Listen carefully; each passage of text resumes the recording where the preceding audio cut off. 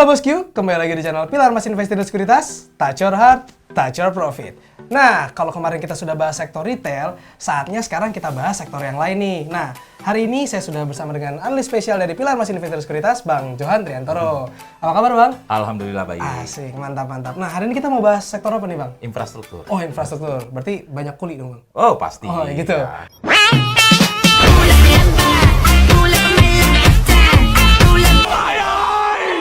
Nah, karena sektor infrastruktur ini pasti akan menarik, jadi bosku harus stay tune terus di channel Pilar Mas Invest dan Sekuritas, Touch Your Heart, Touch Your Profit. Pioneer Sekuritas Channel di Indonesia.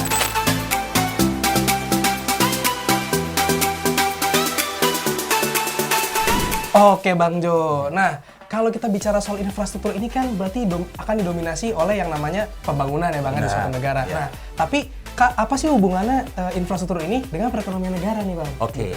Tadi pertanyaannya hubungannya apa gitu kan. Nah, betul. kalau kita ketahui bahwa infrastruktur merupakan bagian integral dari suatu pembangunan, ya kan? Jadi perekonomian juga akan meningkatkan gitu kan produktivitas kita. Nah, dalam pembangunan infrastruktur gitu kan merupakan mobile penggerak pembangunan nasional ya kan. Keberadaan infrastruktur yang memadai akan memberikan kontribusi pada produksi maupun kelancaran distribusi kan seperti itu. Baik itu distribusi barang atau jasa. Nah, dapat meningkatkan pertumbuhan ekonomi suatu negara dan meningkatkan pemerataan ekonomi di setiap wilayah seperti itu. Gitu. Dan di sisi lain gitu kan, di mana komitmen pemerintah masih berfokus pada pembangunan infrastruktur. Di tahun APBN tahun ini pun juga masih terkait dengan infrastruktur gitu kan. Nah, tentunya ini sebagai upaya pemerintah dalam melakukan pemerataan tadi kelancaran distribusi barang dan jasa sehingga akan menjadikan suatu konektivitas antar wilayah seperti itu. Dan jangan lupa ini juga akan ada pembangunan ibu kota negara. Gitu kan itu. Ya, itu kesempatan ya Bang. Itu kesempatan juga. Jadi ada inilah kontribusinya gitu juga seperti itu. Oke Bang Jo, jadi kalau itu tadi hubungan dengan perekonomian, nah sekarang dari investasinya gimana nih Bang? Kan kalau misalnya dari infrastruktur itu berpengaruh ke ekonomi pasti ada faktor-faktor dari investasinya juga kan? Jadi selain terkait dengan kontribusi infrastruktur apa sih untuk pembangunan, tetapi jangan lupa juga ya kita perlu ada suatu investasi juga.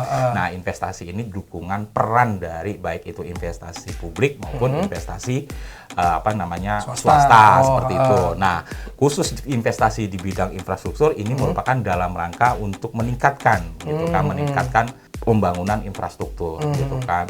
Jadi apalagi negara kita bisa dan stabil itu mungkin mendorong daya tarik. Sekarang kita masih mempunyai suatu daya tarik, gitu kan, daya tarik ekonomi sehingga mendorong para investor tertarik untuk berinvestasi di Indonesia kan seperti itu. Bener juga ya. Kita optimis lah gitu kan, meskipun pandemi masih ada, cuman kan setelah WHO gitu kan mengatakan Sudah berakhir ya pandemi. Sudah berakhir lah. Tapi masih ada pandemi. Nah, meskipun ini momentum pemulihan, tapi mungkin tidak sebaik sebelum ada pandemi. Artinya di sini ada momentum menggeliatnya sektor infrastruktur, kan seperti itu. Nah, karena apa? Yang tadi di awal disampaikan bahwa pemerintah masih dalam APBN tahun 2023 pun juga masih fokus di bidang infrastruktur. Nah, jangan lupa aroma tahun politik kan sudah mulai kan, makin kenceng. Di mana para kepala daerah, wali kota, bupati, dan juga pemerintah pusat pastinya ini akan lebih kencang lagi pembangunan infrastruktur karena janji politiknya. Mana janji manismu? Belum selesai ya. Belum selesai, dan penyerapan anggaran pasti akan lebih besar lagi ya, lebih gitu besar gitu kan, karena ingin mengejar target yang harus dicapai gitu kan. Artinya di tahun 2024 kan sudah selesai dong. Harus sudah selesai, berarti 2023 ini akan kenceng ya. Kenceng, lebih kenceng. Nah, kami memandang seperti itu. Jadi tahun 2023 lebih kenceng, tahun 2024-nya ya itu sudah finishing lah.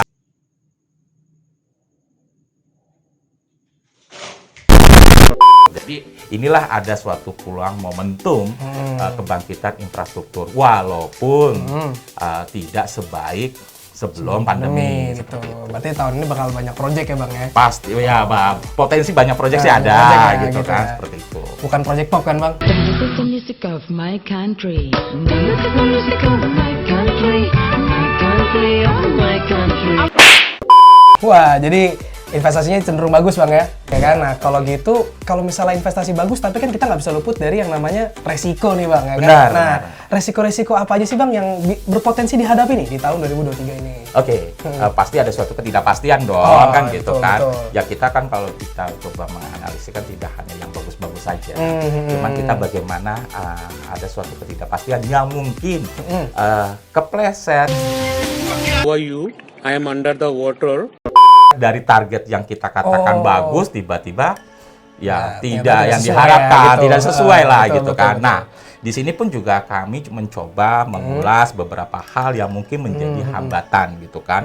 Nah, hambatan ini kan datang bisa dari global dan internal gitu kan. Nah, kalau kita lihat hambatan dari global di mana pertumbuhan ekonomi dunia bisa dikatakan akan tumbuh melambat. Hal ini kan terjadi adanya inflasi, tingkat suku bunga yang tinggi kan gitu kan. Ini yang menyebabkan pengaruh kepada pertumbuhan ekonomi suatu negara gitu kan, karena dampaknya kan, dan itu pun juga dampak ekonomi global pasti kita akan merasakan kan iya gitu sih, kan. betul. Nah, apalagi belum ada perang Rusia dan Ukraina yang sampai sekarang kan belum selesai. Nah, itulah yang mungkin akan menjadi suatu hambatan terkait dengan bagaimana sih pertumbuhan dari sektor infrastruktur tersebut seperti itu. Jadi ada manis pasti kita siap ada pahitnya dong gitu kan. Gitu. Kayak lagu madu dan racun Oh, kan. madu di tangan kananmu. Racun di tangan kirimu.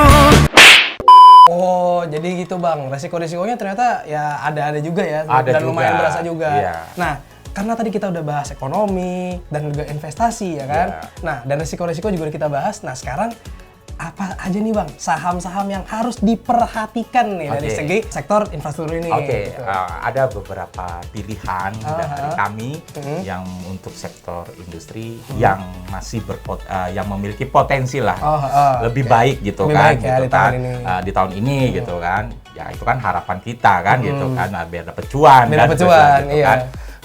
Kami merekomendasikan beberapa pilihan dari sektor infrastruktur seperti saham kode TLKM gitu kan, terus PTPP, terus JSMR, terus Excel dan ADI. Nah, gitu. itu yang bisa para bosku untuk diperhatikan gitu kan. Oke. Karena pergerakannya lumayan bagus Bang ya, kalau misalnya infrastruktur bagus juga gitu ya. Iya. Oke, dan kita peringati ya Bosku, ini disclaimer on, jadi segala keputusan pembelian ada di tangan Bosku semua. Oke Bosku, sekian dulu video kali ini. Ternyata memang sektor infrastruktur ini menarik ya, ada resikonya ada, tapi potensi cuannya juga nggak kalah besar gitu ya kan. Nah, terima kasih Bosku sudah mengikuti video ini sampai habis. Jangan lupa untuk subscribe channel Pilar Mas Invest Indo Sekuritas, Touch Your Heart, Touch Your Profit. Pionir Sekuritas Channel di Indonesia. Sampai ketemu di video selanjutnya. Bye-bye. Bye-bye.